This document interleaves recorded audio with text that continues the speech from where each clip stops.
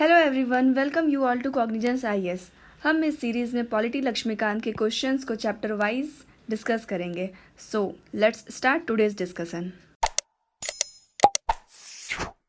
In the previous video as we were discussing the questions of governor, तो governor के questions को हम लोगों ने लास्ट वीडियो में कंटिन्यू किया था और आज हम लोग इसके कुछ और क्वेश्चंस को समझ करके चैप्टर को कंक्लूड करेंगे। तो देखिए, गवर्नर के रिगार्डिंग जो भी कॉन्सेप्ट्स हैं हम लोगों ने प्रीवियस 2 वीडियोस में ऑलमोस्ट सारे कॉन्सेप्ट को समझ लिया है और इसीलिए आज का हमारा जो क्वेश्चन होगा वो थोड़ा इजी होगा और जल्दी सॉल्व होगा। तो इसीलिए आज ज़्यादा टाइम ना लेते हुए हम लोग इस चैप्टर को कंक्लूड करते हैं। तो देखिए, हमारा क्वेश्चन नंबर 1 जो ऑलमोस्ट हम लोगों ने 21 क्वेश्चंस को कंप्लीट किया था, तो आज हम लोग स्टार्ट करते हैं क्वेश्चन नंबर 22 से। फर्स्ट हमारा आज का क्वेश्चन हो जाएगा क्वेश्चन नंबर 22 एंड क्वेश्चन है हमारा consider the following matter. First हमारा मैटर क्या है? Reservation of the state bill for the consideration of the president. Means reservation होना चाहिए स्टेट बिल का किसके लिए? प्रेसिडेंट के कंसिडरेशन के लिए। सेकंड हमारा स्टेटमेंट है delivery of speech in houses of the legislature. Means legislature में स्पीच का डिलीवरी करना। थर्ड है हमारा recommendation to the president to impose the president's rule. Means president को रिकमेंड करना कि वे प्रेसिडेंट रूल को स्टेट में इम्पोज करें। तो यहाँ हमारा क्वेश्चन ये है कि under article 163 of the constitution of India the governor is required to act in accordance with the advice of council of minister, but in relation to which of the matters given above the said rule is not applicable. देखिए, हमारा question ये कह रहा है कि यहाँ जो हमारा 3 मैटर दिया हुआ है, तो ऑलमोस्ट सारे मैटर के रिगार्डिंग आर्टिकल 163 काम आता है गवर्नर के पास, यानी कि गवर्नर को काउंसिल ऑफ मिनिस्टर के एड एंड एडवाइस के अकॉर्डिंग वर्क करना होता है। लेकिन कुछ मैटर ऐसे भी होते हैं जिनमें ये रूल अप्लाई नहीं होता, यानी कि गवर्नर अपनी मर्जी से काम कर सकता है। तो वो रूल कौन कौन सा है आपको यहाँ पे ये बताना है, यानी कि कौन कौन सा ऐसा रूल है जहाँ पे आर्टिकल 163 अप्लाई नहीं होता है, हमें यहाँ पे क्वेश्चन में ये बताना है। तो फर्स्ट है हमारा कि अगर रिजर्वेशन करना हो स्टेट बिल को प्रेसिडेंट के कंसिडरेशन के लिए, तो यहाँ पे क्या होगा? यहाँ पे हमारा एप्लीकेबल होगा एड एंड एडवाइस या नहीं? देखिए, हमसे पूछ रहा है नॉट एप्लीकेबल, तो यहाँ पर तो एप्लीकेबल नहीं होगा। फर्स्ट में हमारा एप्लीकेबल नहीं होगा, क्यों? क्योंकि यहाँ पे बिल एक बार जब पास हो जाती है तो वहाँ पे गवर्नर उसको रिजर्व कर सकते हैं, वहाँ पे काउंसिल ऑफ मिनिस्टर एडवाइस नहीं देंगे। अगर उनको एडवाइस देना होता तो वो तो डायरेक्टली गवर्नर को ये कह देते कि आप इस बिल को साइन कर दीजिए। तो फर्स्ट तो हमारा यहाँ पे करेक्ट हो जाएगा क्योंकि इसमें एडवाइस की जरूरत नहीं पड़ती है। सेकंड देखिए, delivery of speech in houses of the legislature. And अगर थर्ड है हमारा, तो ये है recommendation to the president to impose the president rule. अब कभी भी काउंसिल ऑफ स्टेट ये तो नहीं कहेगी, रिकमेंड करेगी प्रेसिडेंट को, गवर्नर को, कि वो रिकमेंड करे प्रेसिडेंट को कि हमारे स्टेट में प्रेसिडेंट रूल लगा दीजिए, क्योंकि अगर वो ऐसा करती है तो उनकी जो अथॉरिटी है वो चली जाएगी। तो यहाँ पे भी गवर्नर का अपना पावर आ जाता है। तो फर्स्ट एंड थर्ड तो हमारा करेक्ट है। एंड देखिए, जो सेकंड ऑप्शन है हमारा स्पीच का डिलीवरी होता है, वहाँ पे हाउसेस का एड एडवाइस की ज़रूरत पड़ती है, तो यहाँ पे हमारा सेकेंड यहाँ पे नहीं होगा। तो हमारा करेक्ट ऑप्शन हो जाएगा option A 1 and 3। Question number 23 देखते हैं। Who of the following is not appointed by the governor. तो इनमें से कौन है जिनको गवर्नर के द्वारा अपॉइंट नहीं किया जाता है? फर्स्ट है हमारा state council of ministers, second हमारा स्टेट एडवोकेट जनरल, थर्ड हमारा state director general of police and fourth हमारा member of state parliament state public service commission. तो देखिए, यहाँ पे जो भी स्टेटमेंट है अपना करेक्ट ऑप्शन को चूज़ कर लीजिए।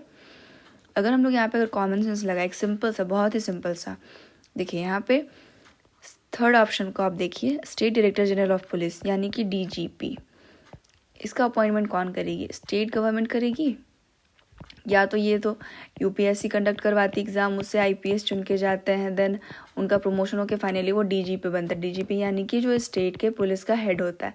तो ये जो स्टेट पुलिस का हेड है उसका चुनाव कौन करेगी? फर्स्ट में अगर आईपीएस का चुनाव कैबिनेट कर रही है तो लास्टली डीजीपी का चुनाव भी कौन करेगी? कैबिनेट करेगी। मीन्स वहाँ पे कौन हो गया? अपॉइंटमेंट कैबिनेट करती है, आपका चुनाव तो होता है यूपीएससी के थ्रू एग्जाम कंडक्ट करा के, तो कैबिनेट करती है। तो यहाँ पे हमारा थर्ड ऑप्शन करेक्ट हो जाएगा, क्योंकि यहाँ पे गवर्नर का अपॉइंटमेंट के लिए गवर्नर एप्लीकेबल नहीं होते हैं।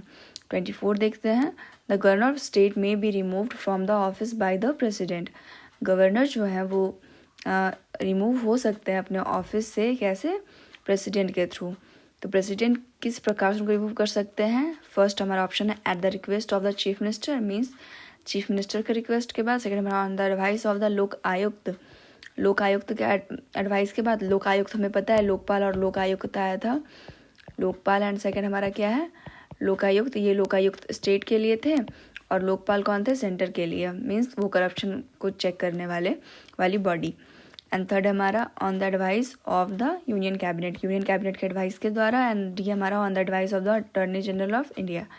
देखिए यहाँ पे हम लोगों ने पहले भी देखा था या पढ़ा था लास्ट क्लास में कि इनको किस प्रकार से रिमूव किया जाता है? यूनियन कैबिनेट के एडवाइस के द्वारा प्रेसिडेंट उनको रिमूव करते हैं। और इस तरह ये देखा जाता है कि किसी भी स्टेट में किसी पार्टी की अपनी सत्ता होती है, तो वहाँ पे अगर सेंटर चाहे तो सेंटर अपने अकॉर्डिंग वहाँ पे राज्यपाल को अपॉइंट कर सकती है। तो हमारा यहाँ पे ऑप्शन सी करेक्ट हो जाएगा। 25, consider the following statement respect to governor of a state. Means आपको ये बताना है कि गवर्नर ऑफ स्टेट के बारे में इसमें से कौन सा स्टेटमेंट करेक्ट है। फर्स्ट हमारा governor shall notwithstanding the expiration of his term continue to hold office until his successor enters upon his office. तो यहाँ पे हमारा स्टेटमेंट ये कह रहा है कि गवर्नर अपने उनका जो टर्म होगा उसके एक्सपायरी के बावजूद अपने ऑफिस को होल्ड किए रहेंगे तब तक जब तक कि उनका सक्सेसर ऑफिस को होल्ड नहीं कर लेता है। सेकेंड हमारा no person shall be eligible for appointment as governor unless he has completed the age of 30 years. And third है हमारा the question whether any and if so what advice what tendered by minister to the governor shall not be inquired in any court. Means कोई भी question जो कि advice किया जाता है minister के द्वारा गवर्नर को, उसको किसी भी कोर्ट ऑफ लॉ में इंक्वायरी नहीं किया जा सकता है। तो हमारा स्टेटमेंट ये है। अगर हम लोग यहाँ ध्यान से देखें तो हम सबको ये पता है कि गवर्नर का अपॉइंटमेंट होता है तो उसके लिए जो एलिजिबिलिटी थी हमारे कॉन्स्टिट्यूशन में दी हुई, जिसके बारे में हम लोगों ने ऑलरेडी प्रीवियस वीडियोस में डिस्कस किया, उसमें ये बताया गया था कि उनका मस्ट है वो इंडियन सिटीज़न हो। एंड सेकंड हमारा क्या रिक्वायरमेंट था कि 35 ईयर्स का एज उनका पूरा हो जाना चाहिए। तो अगर आप इस प्रकार देखेंगे तो हमारा ऑप्शन 2 यहाँ पे 30 ईयर्स दिया, तो आप इसको एलिमिनेट कर सकते हैं। देन एलिमिनेशन के बाद हमारे पास option A and B cut जाएगा। Then option C and D में हमारा कौन सा करेक्ट हो जाएगा? मीन्स थर्ड तो हमारा करेक्ट है। थर्ड पे तो आपको डाउट नहीं करना। फर्स्ट जो है यहाँ पे फर्स्ट भी हमारा करेक्ट है, क्योंकि जो टर्म है किसी भी गवर्नर का उनका एक्सपायरेशन के बाद वो अपने ऑफिस को होल्ड करते हैं जब तक कि नया गवर्नर अपॉइंट ना हो जाए, ताकि जो वर्क कंडक्ट है उसका मिसमैच ना हो। तो हमारा ऑप्शन यहाँ पे सी करेक्ट हो जाएगा। क्वेश्चन नंबर 26 देखते हैं। असर्शन एंड रीजन दिया हुआ है। फर्स्ट है हमारा reservation of state bill for the assent of the president discretionary power of the governor. Means अगर स्टेट बिल को रिजर्व करना है प्रेसिडेंट के असेंट के लिए तो वो डिस्क्रिशनरी पावर है गवर्नर का। रीजन हमारा the president of India can disallow a bill passed by state legislature on और return it for reconsideration. Means कि प्रेसिडेंट अगर उनके पास कोई बिल आता है स्टेट लेजिस्लेचर से पास होकर के तो वो उस बिल को वापस रिकन्सिडरेशन के लिए भी भेज सकते हैं, रिटर्न भी कर सकते हैं। तो यहाँ पे हमारा ऑप्शन सेकंड तो करेक्ट है, क्योंकि प्रेसिडेंट के पास अथॉरिटी होती है कि वो बिल को डिसअलाउ कर सकते हैं, बिल को रिटर्न कर सकते हैं रिकन्सिडरेशन के लिए। एंड हमारा फर्स्ट भी यहाँ पे करेक्ट है, क्योंकि स्टेट बिल पे प्रेसिडेंट को डिस्क्रिशनरी पावर, यानी कि प्रेसिडेंट के पास गवर्नर भेज सकते हैं उस बिल को, उनका ये डिस्क्रिशनरी पावर है। तो आर्टिकल 201 में ऐसा कहा गया है कि गवर्नर भेज सकते हैं प्रेसिडेंट को कंसिडरेशन के लिए किसी भी बिल को। तो हमारा दोनों का दोनों स्टेटमेंट यहाँ पे करेक्ट है, यानी असर्शन रीजन दोनों करेक्ट है। लेकिन यहाँ पे अगर आप पढ़ेंगे ध्यान से तो आपको समझ में आएगा कि ये दोनों एक दूसरे को कम्प्लीटली, यानी कि रीजन असर्शन को फुलफिल नहीं कर रहा है। तो ये हमारा करेक्ट ऑप्शन हो जाएगा ऑप्शन बी। देखिए मैंने पहले मेथड बताया था कि यहाँ पे अगर आप बिकॉज वर्ड का यूज़ करेंगे रीजन के बाद एंड देन अगर आप असर्शन को पढ़ते हैं तो आपको समझ में आएगा कि दोनों स्टेटमेंट आपस में एक दूसरे को मैच नहीं कर रहा है। Question number 27, Which one of the following is not correct in respect to governor's ordinance making power? यहाँ पे हमें ये पूछ रहा है कि गवर्नर का जो ऑर्डिनेंस मेकिंग पावर है उसके रिस्पेक्ट में कौन सा स्टेटमेंट करेक्ट नहीं है। तो ऑर्डिनेंस मेकिंग पावर हम लोगों ने पढ़ा था आर्टिकल 213 में, इसके बारे में बताया गया है। तो फर्स्ट हमारा स्टेटमेंट है it is exercised only when the legislature is not in session. ये केवल तभी एक्सरसाइज किया जा सकता है जब लेजिस्लेचर सेशन में ना हो। सेकेंड हमारा ऑप्शन है it is discretionary power which need not to be exercised with the aid advice of the minister. ये एक ऐसा डिस्क्रिशनरी पावर है जिसको कि एक्सरसाइज नहीं किया जाता है मिनिस्टर के एड एंड एडवाइस से। सी है हमारा, the governor himself is competent to withdraw the ordinance at any time. Governor खुद ही ऐसे इतने कॉम्पिटेंट है कि वो ऑर्डिनेंस को किसी भी समय में वापस ले सकते हैं। डी है हमारा, the scope of ordinance making power is limited to subject in list 2 and list 3 of the schedule 7। यानी कि जो शेड्यूल 7 है उसका जो लिस्ट 2 एंड लिस्ट 3 है उसके लिए गवर्नर का जो ऑर्डिनेंस मेकिंग पावर वो लिमिटेड है। तो देखिए यहाँ पे हमारा स्टेटमेंट 1 तो करेक्ट है, क्योंकि यहाँ पे लेजिस्लेचर जब सेशन में नहीं होती है तभी ऑर्डिनेंस को लाया जा सकता है। बट अगर आप थर्ड को देखें, या सॉरी आप सेकंड को देखें एंड थर्ड फोर्थ को देखें, तो जो थर्ड है हमारा, the governor himself is competent to withdraw the ordinance at any time, वो ऑर्डिनेंस को कभी भी विदड्रॉ कर सकते हैं, ये भी उनके पास पावर है। तो ए एंड सी तो हमारा करेक्ट है। बी एंड डी में आपको डाउट होना चाहिए, क्योंकि डी फैक्ट बेस्ड क्वेश्चन है। यहाँ पे आपको फैक्ट पूछा गया है कहीं ना कहीं कि ऑर्डिनेंस केवल लिमिटेड कहाँ पे है, लिस्ट 2 और लिस्ट 3 के सब्जेक्ट में, शेड्यूल 7 में दिया गया है। यानी कि लिस्ट 2 में क्या बताया गया है हमारा, स्टेट के बारे में, यानी स्टेट सब्जेक्ट के बारे में, एंड लिस्ट 3 क्या है हमारा, आपका कॉन्करेंट लिस्ट के बारे में ये डील करता है। तो इन दोनों के रिगार्डिंग ही ऑर्डिनेंस मेकिंग पावर लिमिटेड है। यानी कि ये तो सही बता रहा है, क्योंकि सेंटर के रिगार्डिंग ये लिमिटेड पावर नहीं। यहाँ पे आप कॉमन सेंस भी यूज़ कर सकते हैं कि सेंटर लिस्ट में ऑर्डिनेंस कैसे इशू कर सकती है गवर्नर। वो अगर कोई भी लॉ बनाती है गवर्नर ऑर्डिनेंस इशू करके, तो वो स्टेट लिस्ट या कॉन्करेंट लिस्ट में ही बना सकते। तो हमारा डी भी यहाँ पे करेक्ट हो जाएगा। तो हमसे नॉट करेक्ट पूछा है, तो अगर हमें पता है कि ए सी एंड डी करेक्ट हो, तो नॉट करेक्ट हमारा ऑप्शन क्या हो जाएगा, ऑप्शन बी। यानी कि हमारा जो ऑप्शन बी है यहाँ पे नॉट करेक्ट, तो यहाँ पे हमारा ऑप्शन बी सही हो जाएगा। नेक्स्ट देखते हैं question number 28। Under which article of the constitution of India the state governor can reserve a bill for the consideration of the president. Means निम्न में से कौन सा आर्टिकल है जिसके तहत कि स्टेट गवर्नर रिजर्व कर सकती है बिल को प्रेसिडेंट के कंसिडरेशन के लिए। तो हम लोगों ने पढ़ा था ये कौन सा आर्टिकल है, आर्टिकल 201। क्वेश्चन नंबर 29 देखते हैं। Rules for more convenient transaction of business of the state government are made by. Means वैसा कोई रूल जो कि और अच्छी तरीके से स्टेट गवर्नमेंट के ट्रांजेक्शन को, बिजनेस को फुलफिल कर सकता है, तो वो किसके द्वारा रूल बनाया जा सकता है। फर्स्ट है हमारा option the chief secretary, second हमारा the committee of secretaries, third है हमारा the department of house of the concern state government, and fourth हमारा द गवर्नर। देखिए अगर बिजनेस को अच्छी तरीके से कन्वीनियंट तरीके से ट्रांजेक्शन करना है बिजनेस का, तो यहाँ पे हमारा गवर्नर के पास अथॉरिटी होती है कि वो कोई रूल को बना सकते हैं। तो हमारा करेक्ट ऑप्शन रहेगा ऑप्शन डी। क्वेश्चन नंबर 30 देखते हैं। Consider the following statement with regard to the powers enjoyed by the governor of state. यानी कि वो बताना है कि जो पावर एंजॉय किया जाता है गवर्नर ऑफ स्टेट के द्वारा, उनमें से कौन सा स्टेटमेंट करेक्ट है। फर्स्ट हमारा he address the legislative assembly of state at the commencement of the first session of each year. यानी कि जब भी लेजिस्लेटिव असेंबली की पहली सेशन की बैठक होती है, उस समय गवर्नर एड्रेस करते हैं हाउस को। तो फर्स्ट तो हमारा करेक्ट है। देन आप एलिमिनेट कर दीजिए ऑप्शन बी, क्योंकि यहाँ पे 1 है नहीं।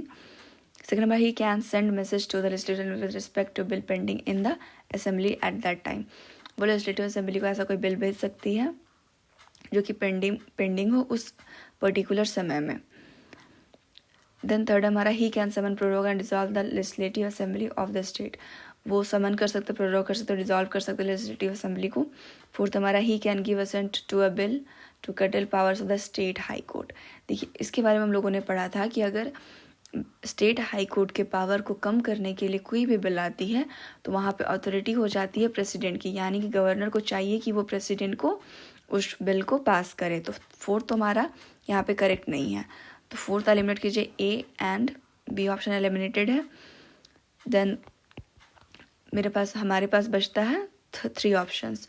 तो यहाँ पे देखिए गवर्नर के पास पावर होती है कि वो समन कर सकता है, प्रोरोग कर सकता है, डिसॉल्व कर सकता है। ये भी हम लोगों ने ऑलरेडी डिस्कस किया लास्ट लेक्चर्स में। तो ये हमारा ऑप्शन हो जाएगा करेक्ट, ऑप्शन डी। क्वेश्चन 31 देखते हैं। Which one of the following constitutional amendment made it possible to appoint 1 person to hold the office of governor in 2 or more states simultaneously. देखिए इसके बारे में हम लोगों ने डील किया था कि एक से अधिक राज्य के लिए किसी एक पर्सन को गवर्नर बनाना हो तो कौन सा कॉन्स्टिट्यूशनल अमेंडमेंट एक्ट में ऐसा आया था। आप लोगों ने प्रीवियस लेक्चर्स को देखा हो तो आप इसलिए इसको पिक कर सकते हैं। देखिए यहाँ पे हमारा था कॉन्स्टिट्यूशन का 7th अमेंडमेंट एक्ट 1956। तो ये था जिसके द्वारा ये प्रावधान किया गया कि गवर्नर एक से अधिक राज्य के लिए सेम पर्सन को बनाया जा सकता है। क्वेश्चन नंबर 32 देखते हैं। ये हमारा आज का लास्ट क्वेश्चन है, यानी कि चैप्टर भी इसी के साथ खत्म हो जाएगा। Which one of the following statement is correct? इसमें से कौन सा स्टेटमेंट करेक्ट है? ए हमारा the same person can be appointed as governor of 3 states, यानी कि एक ही पर्सन को 3 से अधिक राज्यों के लिए स्टेट में गवर्नर बनाया जा सकता है। बी हमारा governor can be appointed only in consultation with the chief minister of the state concern. एक गवर्नर केवल तभी अपॉइंट किए जा सकते हैं जब चीफ मिनिस्टर से कंसल्ट कर लिया जाए। सी हमारा governor has no power to interest any of the functions of the state to government of India even with the latter's consent, यानी कि गवर्नर के पास ये पावर नहीं है कि वो कोई भी स्टेट का फंक्शन को विथहोल्ड कर सके या ला सके। मीन्स गवर्नमेंट ऑफ इंडिया को ये बोल सके कि आप इन सारे रूल्स को बनाइए, अगर गवर्नमेंट की यानी गवर्नमेंट ऑफ इंडिया की कंसेंट हो उसके बाद भी नहीं, यानी कि गवर्नर के पास किसी भी तरह कोई पावर नहीं है स्टेट के फंक्शन के रिगार्डिंग। डी हमारा only a person who has completed 30 years of age can be appointed as governor. तो यहाँ पर 30 ईयर्स तो ऐसे ही एलिमिनेट कर सकते क्योंकि 35 ईयर्स से हम लोग बार बार डील करते आ रहे हैं, तो डी तो एलिमिनेट हो जाएगा। देन सी भी देखिए, गवर्नर के पास यहाँ बोल रहे किसी तरह की कोई पावर नहीं होती कि वो फंक्शन कर सके स्टेट के लिए, यानी कि गवर्नमेंट ऑफ इंडिया के कंसेंट के बाद भी। तो यहाँ तो हमारा स्टेटमेंट सी भी इनकरेक्ट हो जाएगा।